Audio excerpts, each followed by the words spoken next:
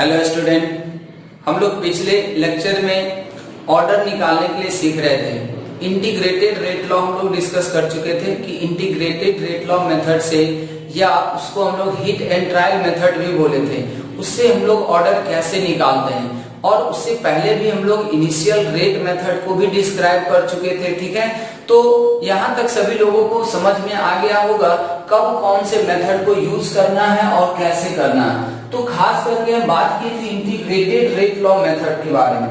तो integrated rate law method में आपको बताया गया है कि जब भी आपके पास अलग अलग टाइम पे रिएक्टेंट से रिलेटेड, ज्यादातर क्वेश्चन में रिएक्टेंट से रिलेटेड ही होंगे, ऐसे प्रोडक्ट भी रहेगा, तो आप कोशिश कीजिए कि पहले उस गिवन प्रोडक्ट का रिस्पेक्टिवली हम लोग क्या करें, रिएक्टेंट में कन्वर्जन करें। ऐसे क्वेश्चन रिएक्टेंट से ही रिलेटेड ज्यादातर आपको मिलेंगे। तो रिएक्टेंट का जो कंसंट्रेशन होता है, ठीक है, उसको हम लोग एनालाइज करते हैं और देखते हैं कि क्या इक्वल टाइम इंटरवल पे हमारा डाटा दिया हुआ है या नहीं दिया हुआ। अगर इक्वल टाइम इंटरवल पे दे दे तो उस बचे हुए जो रिएक्टेंट का कंसंट्रेशन होता है उसको हम एनालाइज करते हैं और ये चेक करते हैं कि ये एपी सीरीज बना रहा है या जीपी सीरीज बना रहा है। अब ये एपी सीरीज चेक करने का तरीका होता है बच्चों, किसी भी दो के बीच में कंसेक्यूटिव लगातार दो के बीच का डिफरेंस लें। अगर वो डिफरेंस सेम आ रहा है तब बताया जाता है वैसे नंबर एपी सीरीज में कहलाएंगे। और अगर दो का रेशियो सेम आ रहा है तो उसको हम लोग क्या बोलते हैं बच्चों, जीपी सीरीज बोलते हैं।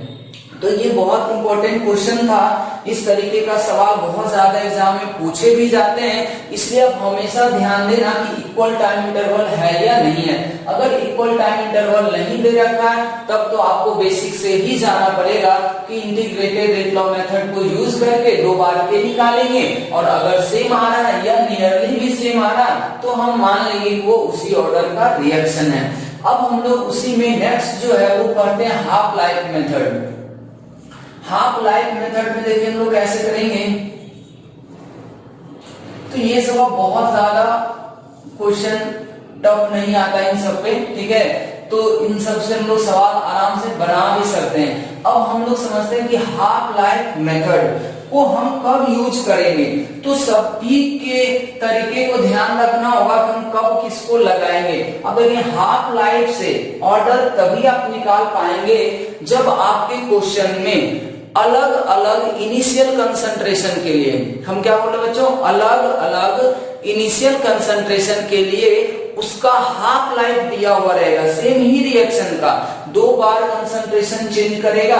जैसे मान लीजिए हम आपको समझा रहे हैं कि ए से पी में कोई रिएक्शन है, ठीक है, कहता क्या है कि एक बार इसी रिएक्शन का हम इनिशियल कंसंट्रेशन कितना ले लेते हैं, मान लीजिए 8 एम ले लिए। तो जब 8 एम से शुरू किए इसको, ठीक है, तो मान लीजिए कि इसका हाफ लाइफ मतलब 8 से घट के 4 होने में इसको मान लीजिए 2 सेकंड लगता है। हम भी ऐसे कुछ रैंडम डाटा ले रहे हैं आपको समझाने के लिए, ठीक है। अब इसका हाफ लाइफ कितना हो गया बच्चों, ये इसका हाफ लाइफ है, मतलब 8 एम से ये फाइनल कितना हो जाएगा 2 सेकंड के बाद 4 एम, ऐसा लिख रहे हैं, मान लीजिए 4 M.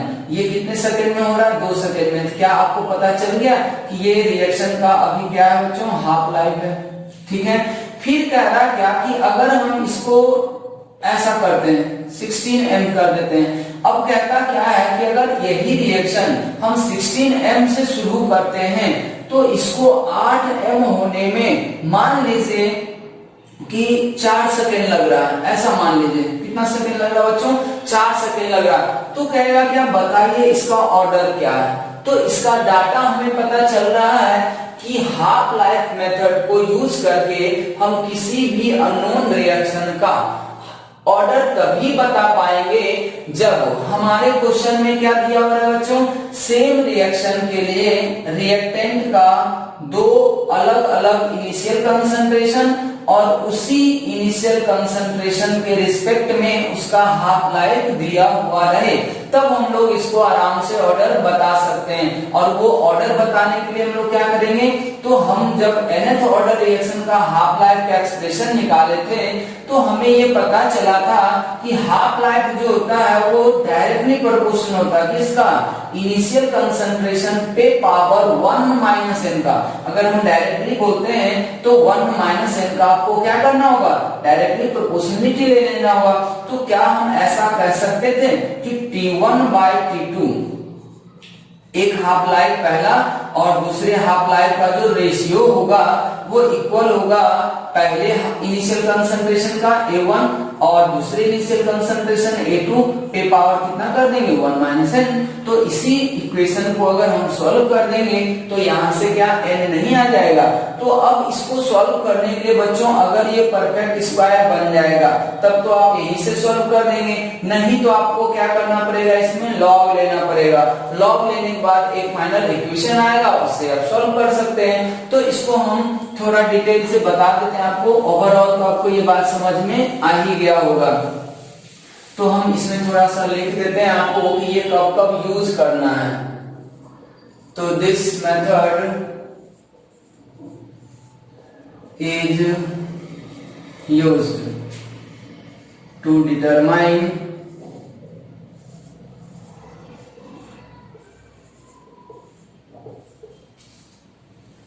order of a particular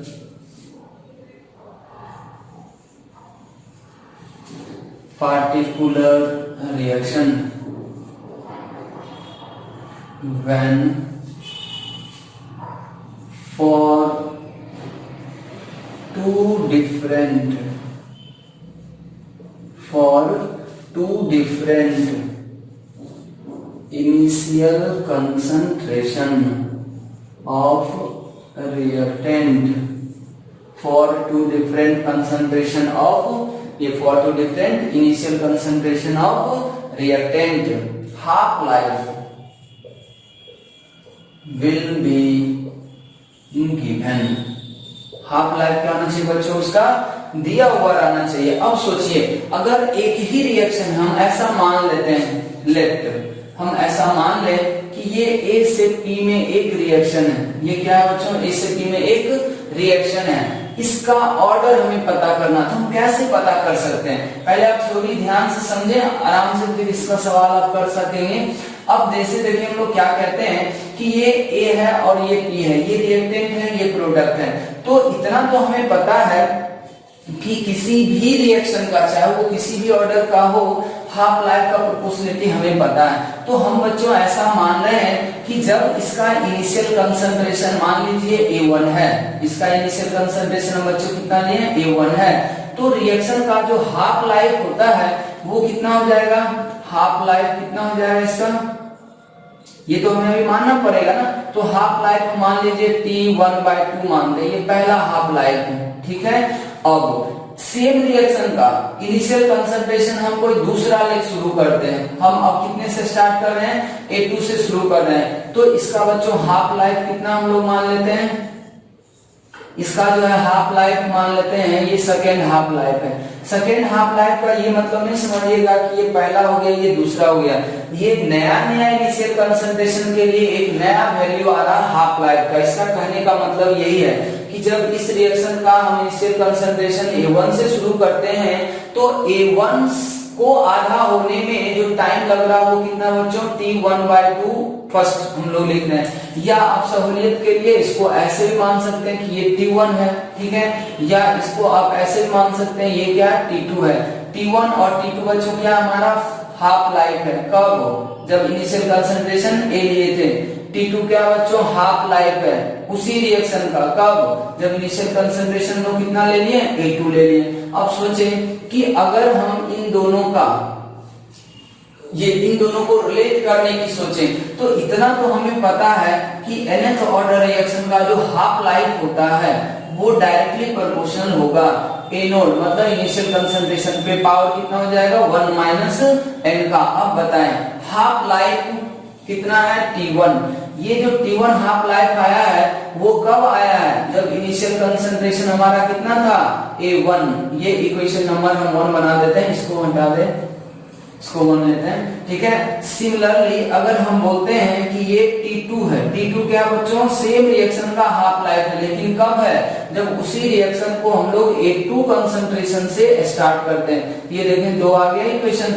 अब अगर हम इन्हीं दोनों इक्वेशन को क्या करते हैं, डिवाइड कर दें। अब सोचिए डिवाइड करने के बाद क्या रहा आपको, 1 डिवाइडेड बाय 2, 1 डिवाइडेड बाय 2 या 2 डिवाइडेड बाय 1, जैसा आपको करना हो कर सकते हैं। तो T1 बाय T2, ध्यान रहे T1 T2 हाफ लाइफ है, कोई जनरल टाइम नहीं है। T1 T2 क्या बच्चों, हाफ लाइफ है। तो ये प्रोपोर्शनलिटी कांस्टेंट तो यहाँ कट जाएगा रेशियो में। तो अब ये देखें कि A1 अपॉन A2 पे पावर कितना आ जाएगा, 1 माइनस n आ जाएगा। तो हमारा फाइनल यही इक्वेशन, आप इसको अगर याद रखना चाहें तो शॉर्टकट में इसको ऐसे ही याद रखें, नहीं तो इसको लॉग लगा के हम इसको सॉल्व करेंगे तो n का एक प्रॉपर वैल्यू भी आएगा। हम समझते हैं आप इतना ही याद रखें, वो बहुत कॉम्प्लिकेटेड इक्वेशन आपके लिए बन सकता है। आप करना चाहें तो हम यहाँ पे कर भी दे रहे हैं, आप इसको भी याद रख सकते हैं। बाकी हम लोग क्या करेंगे, इसको जल्दी से लिख लें। अगर हम इसमें लॉग ले लें बच्चों तो ये कितना आ जाएगा, अब देखिए दोनों साइड लॉग ले रहे हैं हम, ठीक है। इधर हम लिख रहे हैं, इतना आप लोग लिख लें। ऐसे इस इक्वेशन को याद रखिए। इसमें क्या होगा ना कि अगर आपको मान लीजिए परफेक्ट स्क्वायर बना है तो आप यहीं से सॉल्व कर देंगे, ठीक है। अगर नहीं बना तो उसी को हम लोग लॉग में लेके चले जाएंगे। नहीं तो आप डायरेक्टली अगर डायरेक्ट फॉर्मूला इनका याद रखना चाहते हैं तो इनका भी फॉर्मूला याद रख सकते हैं। तो इसके लिए हम क्या करें बच्चों, इसमें लॉग ले लें दोनों साइड। अब ध्यान से देखिए, आ जाएगा लॉग T1 अपॉन T2। अब सोचिए ये लॉग है तो ये मेरे समझ से आ जाएगा 1 माइनस n, और लॉग A1 अपॉन A2, ये सब मल्टीप्लाई रहेगा पूरा। हमको बच्चों क्या निकालना था, 1 माइनस n, ये n निकालना। तो हम क्या करें, इसको इधर डिवाइड कर दे रहे हैं। सभी लोग ध्यान से देख लें, इसको अगर हम लोग डिवाइड करते हैं तो ये कितना जा रहा है, लॉग T1 अपॉन T2। अब इसको किसी भी तरीके से सॉल्व कर सकते हैं, ये आ जाएगा लॉग A1 अपॉन A2। ये कितना रहा, 1 माइनस n आ रहा। हमको क्या निकालना बच्चों, n निकालना। n निकालने के लिए हम लोग क्या कर सकते हैं, n बराबर देखिए कितना आ जाएगा, n को इधर लेते तो उधर चला जाएगा, ये आ जाएगा 1 minus log T1 bye T2 upon, ये आ जाएगा लॉग A1 बाय A2। अब देखिए n का वैल्यू आ गया, या आप आर्गुमेंट वगैरह की इसको चेंज करके हम प्लस में भी कर सकते हैं। जैसे देखो एक तो ये आ गया, ठीक है, या इसी को कोई ऐसे भी लिख सकता है 1 प्लस में करना चाहे तो। सोचिए क्या होगा, इतना सबको पता होगा कि अगर हम इसको चेंज कर दें तो ये आ जाएगा बच्चों लॉग T1 बाय T2, ठीक है, डिवाइडेड बाय, अगर हम यहाँ पे ऐसे कर दें लॉग A2 बटा A1, देखें ऐसा भी हो सकता है क्या। तो आप ऐसे भी याद रख सकते हैं कि जो हाफ लाइफ दिया हुआ ऊपर लॉग ले लें, ठीक है, या ऐसे अगर माइनस करना चाहें तो ऐसे भी याद रख सकते हैं कि 1 प्लस लॉग आर्गुमेंट, ये रेशियो आ जाएगा किसका, दोनों हाफ लाइफ का ratio, divided by log A2 by A1। ये ध्यान रखिए, यहाँ पे अगर T1 बाय T2 किया हुआ तो यहाँ पे कितना किया हुआ, A2 बाय A1 किया हुआ। तो इस चीज को ध्यान दें। तो इससे बेटर हमको लगता है कि आपके लिए यही क्वेश्चन शॉर्टकट में नजर आएगा कि दोनों हाफ लाइफ का रेशियो जो होगा वो उसी तरह के क्या हो जाएंगे, इनिशियल कंसंट्रेशन के रेशियो के पावर में आएंगे 1 माइनस n। अब इसी को हम लोग लॉग लेके सॉल्व कर देंगे, ये एग्जैक्ट फॉर्मूला याद रखने का जरूरत है नहीं। तो आप इसको ज्यादा याद रखें, मेरे समझ से ये आपको याद भी रह जाएगा। तो इस तरीके से हम लोग इसका सवाल कर सकते हैं। अब इसमें जो सवाल देगा वो बहुत छोटा छोटा सवाल है, हम एक सवाल आपको करा भी दे रहे हैं, हम ध्यान से देख लें, इसको मिटा दे रहे हैं।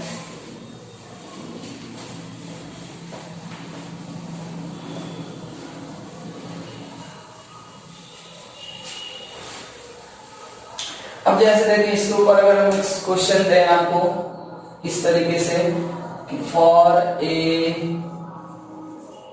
पार्टिकुलर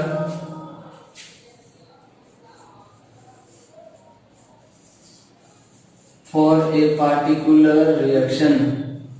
लैंग्वेज में भी दे सकता है बच्चों इसका सवाल, या फिर आपको टेबल के फॉर्म में भी दे सकता है। अभी हम लैंग्वेज के फॉर्म में लिख रहे हैं कि for a particular reaction half life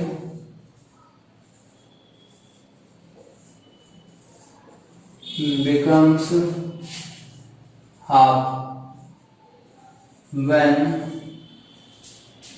initial concentration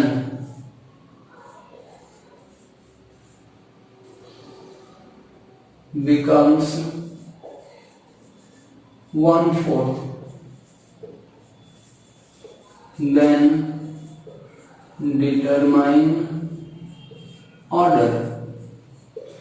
तो जब भी ऑर्डर निकालने आता है तो हम यही सब मेथड सोचेंगे। आप देखें यहाँ पे जो भी हम पीछे जो मेथड पढ़े वो तो आप नहीं लगा सकते हैं, क्योंकि वो ऐसा डाटा ही नहीं दिया हुआ है। यहाँ हाफ लाइफ और इनिशियल कंसंट्रेशन का डाटा दिया हुआ।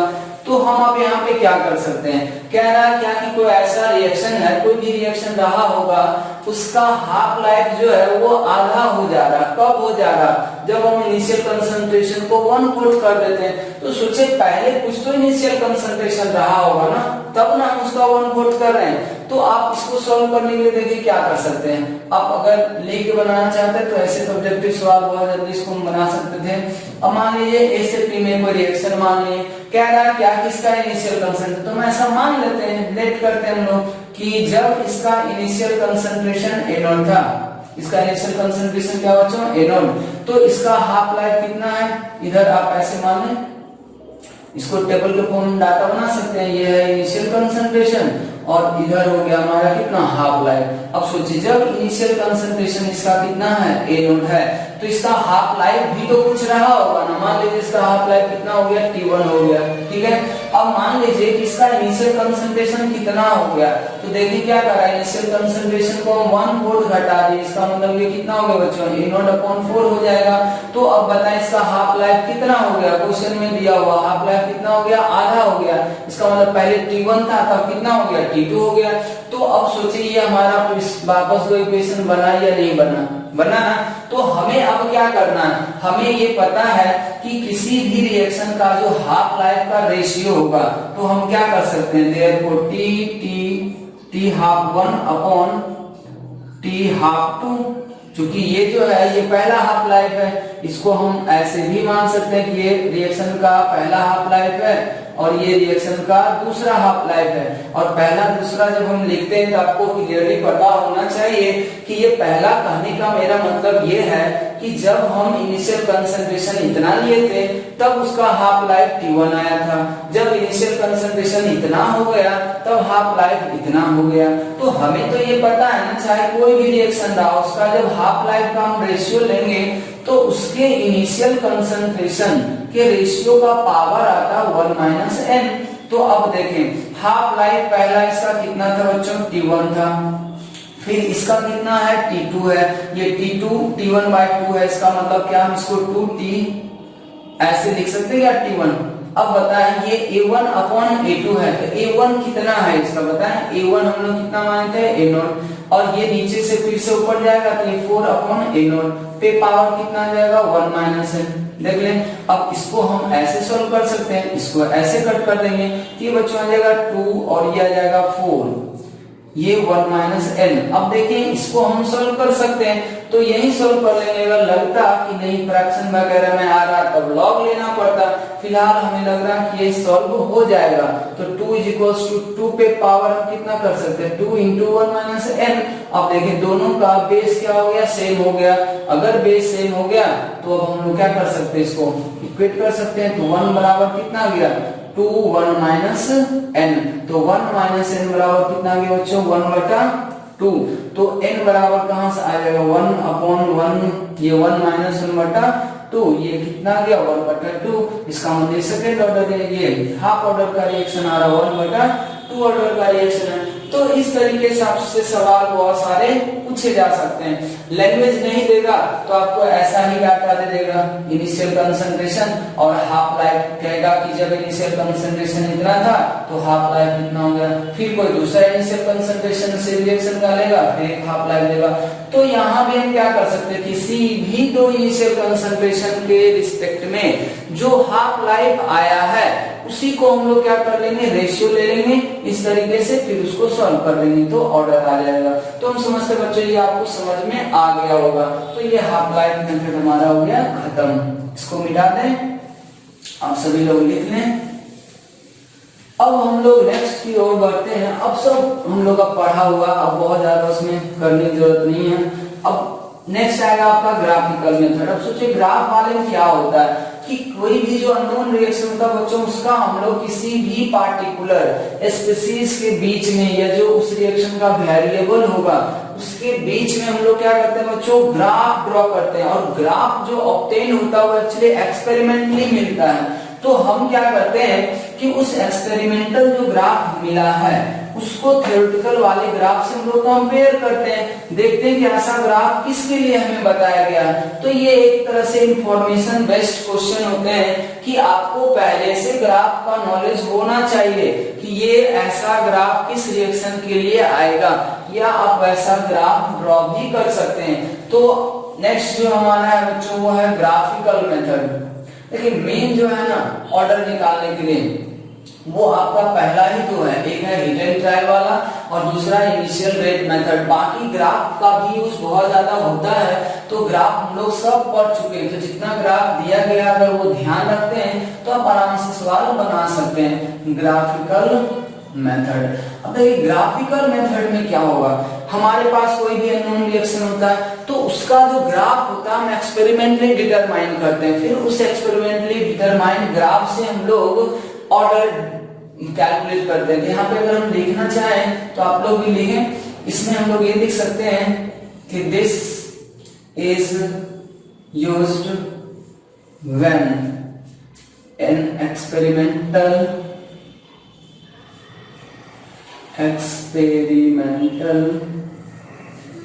Graph for a particular reaction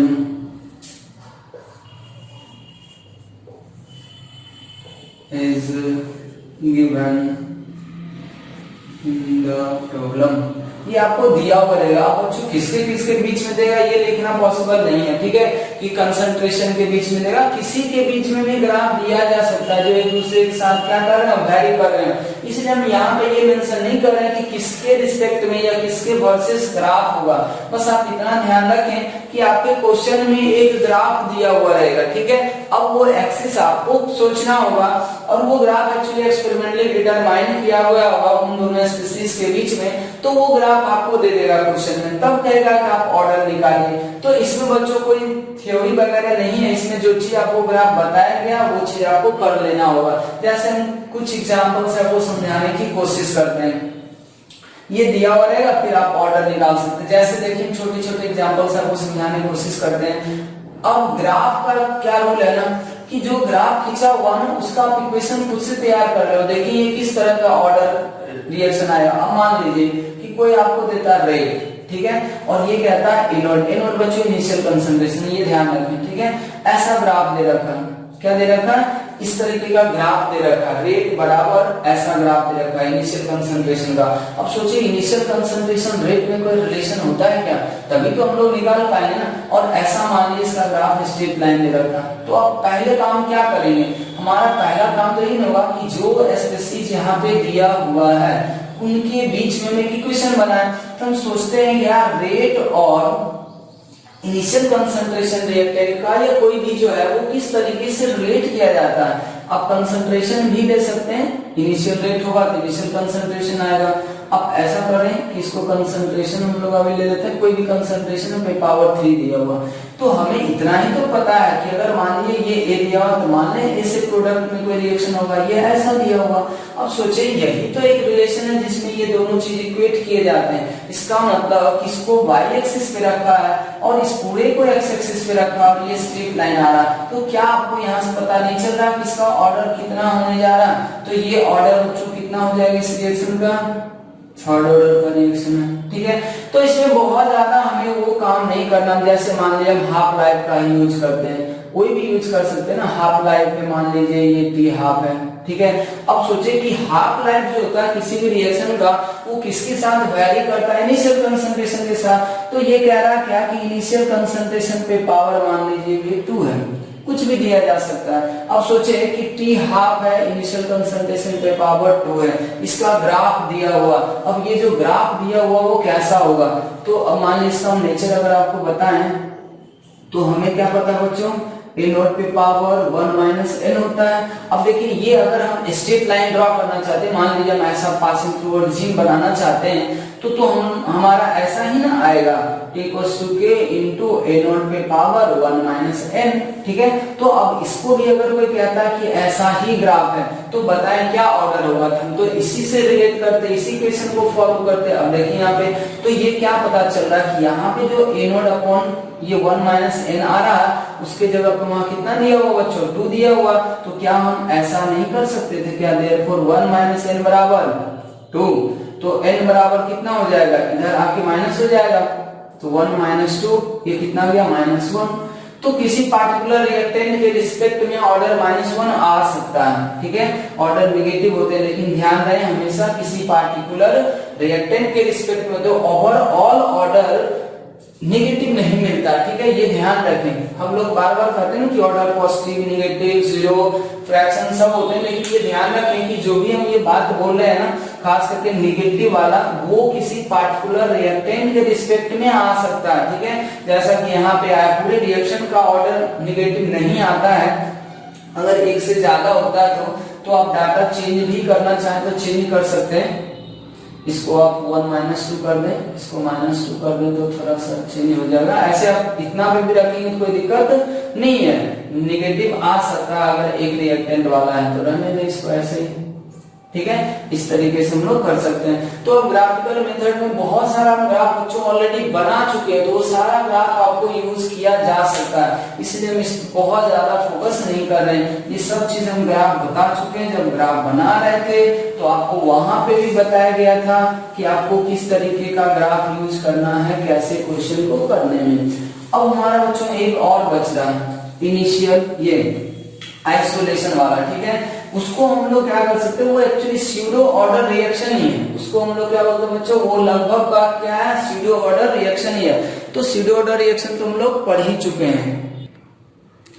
तो स्यूडो ऑर्डर तो हम लोग पढ़ ही चुके थे, तो हम लोग आइसोलेशन मेथड जो है वो यूज कर लेते हैं। अगला क्या हो जाएगा हमारा? ऑस्टबार्ड आइसोलेशन मेथड। अब इसमें देखिए क्या होता है ना, इसमें आपको हो सकता है कि 2 रिएक्टेंट, 3 रिएक्टेंट, इवन 4 रिएक्टेंट वाला भी रिएक्शन हो। इसका करने का तरीका यही होता है कि आप क्या करें ना, अगर मान लीजिए 2-3 दिया हुआ तो हम लोग करते क्या ना कि बाकी सबको एक्सेस कर देना है, ठीक है। 2 है तो 2 में से किसी एक को एक्सेस करेंगे, एक का निकालना होगा। तो इसका ऑर्डर यही होता है। अगर मान लीजिए आपके पास 3 रिएक्टेंट है तो आप क्या करें कि अगर किसी एक के रिस्पेक्ट में वो ऑर्डर पता करना चाहते हैं तो वहां बाकी जो रिएक्टेंट है उन सबको एक्सेस मान लें, ठीक है। तो आपको फिर से पता चल जाएगा। मतलब ये सीधा सीधा किसके रिस्पेक्ट का ऑर्डर होता है? ये स्यूडो ऑर्डर रिएक्शन के जैसा ही होता है। तो इसमें हम बच्चों एक एग्जांपल के जो आपको समझा रहे हैं, जैसे मान लीजिए ए से बी है। ये एक्चुअली एक्सपेरिमेंटली ऐसा हम लोग करते हैं, ए से बी है और ये प्रोडक्ट है। इसका मान लीजिए ऑर्डर निकालना। तो ऑर्डर निकालने का मतलब क्या हुआ? ए के रिस्पेक्ट में ऑर्डर निकालना होगा, बी के रिस्पेक्ट में ऑर्डर निकालना होगा। दोनों को क्या करते हैं बच्चों? फिर सम कर देंगे। तो अब सोचिए यहाँ पे क्या हो जाएगा कि अगर हम इसका रेट लिखते हैं तो रेट के लिए क्या लिखते हैं हम? रेट का एक्सप्रेशन ए पे पावर एक्स लिखेंगे। हम मान रखते हैं बच्चों यहाँ पे एक्स क्या होगा? ए के रिस्पेक्ट का ऑर्डर है, वाई क्या हो जाएगा? बी के रिस्पेक्ट का ऑर्डर होगा। तो हम इसको कैसे सॉल्व करते हैं? हम क्या करेंगे ना, हमारे 3 होता है तो 3 होता है तो हम ऐसे कर देते, सी पे पावर जेड करते हैं। अब एक्स वाई जेड निकालने का क्या तरीका होता है कि हम क्या करेंगे कि जब हम x निकालने जा रहे होंगे तो हम क्या करेंगे, इन दोनों को एक्सेस मान के रेट निकालेंगे। मानिए कि b और c जो है वो एक रिस्पेक्ट में बहुत ज्यादा है, तो बहुत ज्यादा है तो a का जिस तरह से कंसंट्रेशन घटेगा तो वो घटने का इफेक्ट b और c पे बहुत कम पड़ेगा। आपको ऐसा लगेगा कि a में तो चेंज हुआ है लेकिन b और c में नेग्लिजिबल चेंज हुआ, मतलब ये कांस्टेंट ही रह गए, इसलिए a के चेंज होने से ही रेट क्या हो जाएगा बच्चों, वहां पे चेंज होगा। तो ये सब दिया हुआ रहता है, जैसे हम इनिशियल रेट मेथड में करते थे ना कि इतना कंसंट्रेशन चेंज कर दिए तो रेट अब ये था, अब ये हो गया, ये किए तो ये हो गया। सेम तरह का कंसेप्ट यहाँ भी है। हाँ, बस फर्क यहाँ पे यही है कि जब हम एक का इफेक्ट रेट पे देखते हैं तो उस समय बाकी सबको क्या मानना है बच्चों, आपको एक्सेस मानना है। तो फिलहाल तो हम दो रिएक्शन ले रखे, दो रिएक्टेंट है, इसीलिए हम ऐसा करें। अब सोचें यहाँ पे क्या होगा, हम ऐसा मान लेते हैं कि when concentration of B is excess, B क्या हो गया बच्चों, एक्सेस हो गया। तो सीधे ऑर्डर में आपको क्या समझाया गया था कि जो एक्सेस होता है वो K में मल्टीप्लाई हो जाता है। अब इसका रूल क्या है, ये क्यों होता है ऐसा, तो हम यही बताते हैं कि इसमें चेंज जो है ना बहुत कम है, इसमें चेंज होने की वजह से रेट में चेंज बहुत रेयरली दिखेगा आपको। इसीलिए हम लोग बोलते हैं कि यहाँ पे अब R जो होगा वो डायरेक्ट ये K इंटू ए पे पावर x, आप इसको k डैश कर सकते हैं। अब सोचें क्या आपको यहाँ से x नहीं निकल जाएगा, देख लें यहाँ से आप x निकाल सकते थे, यहाँ से आपको क्या मिल जाएगा, एक रिस्पेक्ट में ऑर्डर मिल जाएगा। उसी तरीके से हम k अगर केस 2 करेंगे, आपको दिया हुआ रहता है, ठीक है, जैसे हम लोग ऑर्डर करते हैं तो ये आपको दिया हुआ है कि ये रेट इतना हो गया एक्सेस करने के बाद, तो इसको हम लोग सोल्व कर देंगे, ठीक है। अब देखिए अगर कोई इसी में कहता है कि अगर हम a को एक्सेस कर देते हैं, a को बच्चों क्या करते हैं, एक्सेस करते हैं। एक्सेस का मतलब आपको पता चल जाना चाहिए बहुत कम है, जैसे मान लीजिए एक 0.1 आ रहा है तो एक 0.001 कुछ ऐसा आना चाहिए, 0.01 नहीं, बहुत कम होना चाहिए। एक्सेस हम लोग लेते हैं ना तो देख के पता चलना चाहिए, इसमें हम घटाएं तो नेग्लिजिबल चेंज होना चाहिए। अब देखिए a को अगर एक्सेस कर दिए तो समय रेट हमारा क्या हो जाएगा, k डैश b पे पावर क्या हो जाएगा y, यहाँ से आप क्या निकाल सकते हैं बच्चों, y निकाल लेंगे। और अगर यहाँ से y निकल जाएगा तो आप x को जोड़ देंगे, y को जोड़ देंगे तो क्या आ जाएगा, पूरा रिएक्शन का ऑर्डर आ जाएगा, ठीक है। ऐसे हम लोग इसको यूज बहुत कम करेंगे ऑर्डर निकालने में। Integrated rate law method use होगा आपका, ठीक है, इनिशियल रेट मेथड, ग्राफ और हाफ लाइफ, ठीक है। ये चार बहुत इंपॉर्टेंट होता है, ये बहुत रेयरली आएंगे क्योंकि हम लोग सीधे फर्स्ट ऑर्डर रिएक्शन पढ़ लेते हैं तो उसी से रिलेटेड होता है बच्चों, इसलिए हम यहाँ पे इसको डिस्कस कर चुके हैं। अब सीधे ऑर्डर रिएक्शन पढ़ चुके हैं तो वहां भी आपको बात समझ में आ ही गया था कि एक्सेस वगैरह यूज करेगा तो हमें ऑर्डर कैसे बताना है, ठीक है। तो बच्चों ये हमारा आज ऑर्डर निकालने का पार्ट हो गया खत्म, ठीक है। तो अब हम लोग जो नेक्स्ट करेंगे वो आएगा रिएक्शन का मॉनिटरिंग। मॉनिटरिंग करने का क्या मतलब होगा, वो भी बहुत इंपॉर्टेंट पार्ट होता है। उसमें भी खास करके जो प्रेशर का एनालिसिस करते हैं बच्चों फर्स्ट ऑर्डर रिएक्शन के लिए, वो बहुत इंपॉर्टेंट होता है, ठीक है। ऐसे हम लोग बहुत सारे चीज करेंगे उसमें, लेकिन प्रेशर वाला जब आएगा टॉपिक तो उस पर आप अच्छा खासा ध्यान देंगे, ठीक है।